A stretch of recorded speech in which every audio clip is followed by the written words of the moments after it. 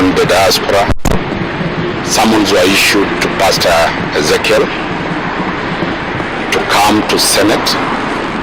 He has come to Senate. There are ongoing court matters that gag him from talking about the matters in court, but this is not the matters in court. These are an inquiry of Parliament which allows him to talk why he has been. It is his day, but before that we'll have Pastor Mwiru to lay the basis on why Pastor is here, and then Pastor Ezekiel will address the media. 13th day, Friday, October 2023. We are here with Pastor Ezekiel because he has been summoned by the Senate to come and explain himself. Since I am the spiritual father to Pastor Ezekiel, it was important and imperative for me to be with him as I have been with him. Pastor Ezekiel, and then Pastor Ezekiel will address the media. 13th day, Friday, October 2023. We are here with Pastor Ezekiel because he has been summoned by the Senate to come and explain himself. Since I am the spiritual father to Pastor Ezekiel, it was important and imperative for me to be with him as I have been with him even from when troubles and all other persecutions started. Our coming here today is a depiction and a confirmation that we are law-abiding citizens. From when these things came up until today, we have been complying with everything that the government has put forward that it should be complied with. So we are here to say that Pastor Ezekiel will always abide with the requirements of the Constitution. We are praying for this nation. We are praying for the government. We are praying for the light of the gospel to be shed to all and sundry. In fact, we are not bitter. We are here just to tell the whole world who Pastor Ezekiel is, what kind of doctrine he stands for, and by the end of it all, our prayer is a team so that any other legal issue arising, they will be there to enlighten the Senate committee, the nation, and everybody who cares to hear about who Pastor Ezekiel is. Thank you. Bishop Mwiru is my spiritual father. Just as he has stated, he has been with me since I got born again and since the conception of the ministry. And he has been there ever since till now. You know about the stories everywhere, but what is important is the cross, not even to the church. And this is the only time that the church can defend the cross. It is not about me, it is about the gospel. And today is a day that we talk about what happened in the future of the gospel. So just as my father said, he has talked much, but if I try to say more beyond that, I might repeat myself or say something contrary. But it is about the cross, it is about the gospel. Wait for the truth in the Senate, and the truth shall set us free. That is my position. The legal to escort our client to the Senate in compliance and obedience with the summons that were sent to him on several facets of what the Senate ad hoc committee that was formed is investigating about. There are thematic areas that the Senate wants to find out from Pastor Ezekiel, and more particularly the issue to do with this church, the source of funding, when it was started, the source of funding, how they receive their funds, the TV station that it also forms part of the issues that are before the court, and his views on the regulation of religious organizations and the gaps that are apparent in the law governing religious institutions. So those are some of the thematic areas that the Senate ad hoc committee wants to find out, and we are armed with the law, of course, to tell the Senate of how this rollout of the religious institutions run. And what we want to inform the Senate is that the New Life Church and Prayer Center is a registered society, is a church where the membership are drawn from all over, and the pastor here is just the head of that whole congregation, and that is what we want to tell the Senate, that there is no way that this church, Pastor Ezekiel's church, is connected with the Pastor Mackenzie and any other issues that have been happening which are criminal in nature, where the church has been painted in bad light.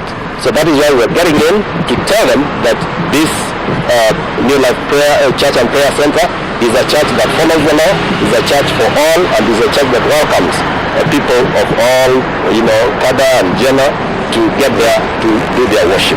So apart from those issues, the thematic areas that they want, there is also a gap, an opening, where they said that we have to explain any other issue that we feel is important in governance of the church and regulation of society. So we are armed with that, of course, and this is what we're going to tell the Senate on how best the regulations and laws that are enacted in Parliament can be able to give a generation after generation, so that we don't look at the church as it is now, but we look at the church 100, 200, 300 years to come. That is what we're going to do in there, and explain ourselves as to how we know it and as to the law that is prevalent. Thank you. In the month of April 2023, and of course Wild Evangelism TV. Now, as you might be also aware, because these are matters in the public domain, the case was transferred in Mombasa, and then subsequently it had its death, the death of that case, due to an appeal that was filed at the Multimedia Tribunal. Then subsequently, as you might be also aware, is that we had the restatement of the Wild Evangelism TV that made consequently the case. But most importantly is we filed a judicial review application before my Lord Justice Jairus Nga, where we challenged the decision by the Registrar of Societies to cancel the registration certificate belonging to the New Life Prayer Center and Church for what was termed to be a failure by the church to surrender or to file some of its returns since it was conceived in the year sometime 2012 to now. So to cut the long story short is that, well, the church is sitting, is running as it should be. We are hoping that in the proceedings that we are going to be part of at the Senate, that we are going to explain ourselves thoroughly, so that we can put to flight any doubt that is in the mind of the Kenyans, is the mind of the representatives. What Pastor Ezekiel has been doing is responding to the call that he has heard from God. And I am grateful to be in the company of my seniors, and also to be in the company of the newest lawyer in town, who also happens to be a spiritual father of Pastor Ezekiel. Asante sana. Yes, come. A long-awaited opportunity for Pastor Ezekiel to be able to appear in public in relation to these matters. An amazing moment whereby he can be able to explain and answer questions regarding his church and its activities. A lot have been said. Good, bad, whatever has been said. Today, an amazing group of followers. This by itself brings problems to very many other people. Not because he intends to do so, but because of his good deeds. All the doubts, all the mudslinging today shall end. The opportunity has risen and we shall take advantage of it. That is what I can say at this particular moment. Pastor Ezekiel Odero. The country is in Pastor Ezekiel Odero. He is not Pastor Mackenzie of Shakahola. Today in the Senate, Pastor Mackenzie of Shakahola will be in the Senate. The two, the media should capture the difference between Pastor Ezekiel and Pastor Mackenzie. Summons have been issued for Pastor Mackenzie to be summoned to be in Senate today. The Kaya elders, where the church of Pastor Mackenzie is situated and where his church. So today is a big day, as Pastor Miri puts it, that today is a big day. All the stakeholders, those real actors in Shakahola, those act has led Pastor Ezekiel to face this journey. So we will keep everybody posted. You'll also ask Pastor Mackenzie. You'll also ask those Kaya elders. You'll also ask the DCI their version of the story, whether there is any evidence. I said Pastor is as clean, as white as his clothes. Pastor is as clean, as white as his clothes. He is religious and honest to his God as this Bible.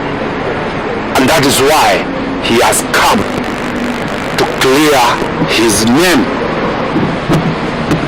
He has a duty to clear the name of the church. Thank you very much, and we'll keep you updated. Thank you.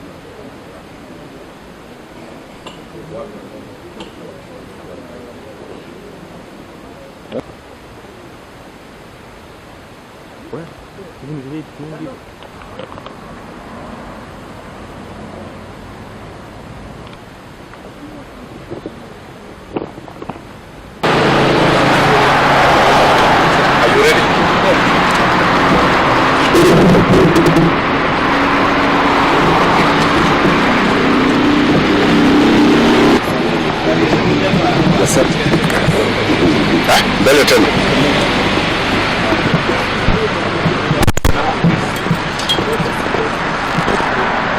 And the diaspora, summons were issued to Pastor Ezekiel to come to Senate.